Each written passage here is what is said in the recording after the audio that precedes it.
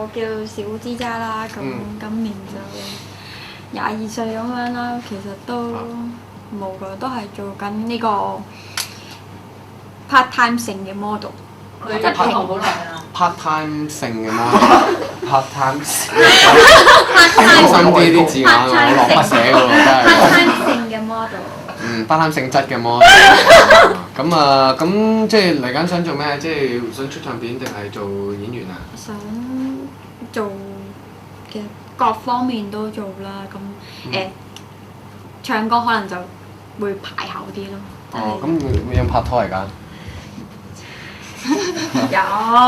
有拍拖，有拍拖係咩？公司俾拍拖嘅咩？公司好自由嘅，唔會理我哋呢啲嘢。哦，咁係咩？哦，男朋友叫咩名啊？講唔講得啊？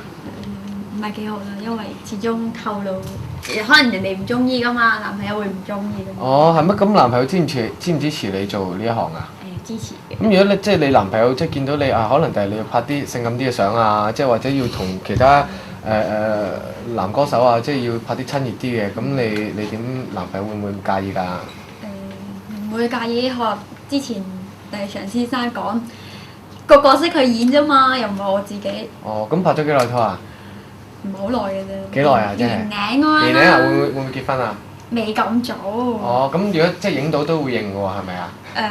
影咯，其實啲好正常嘅事，冇理由唔影噶嘛，係咪先？其實我覺得冇影響嘅，只不過都係自己嘅生活咯。即係你始終你年紀成熟咗、大咗，你都會去拍拖、去結婚、去生育噶嘛，係咪先？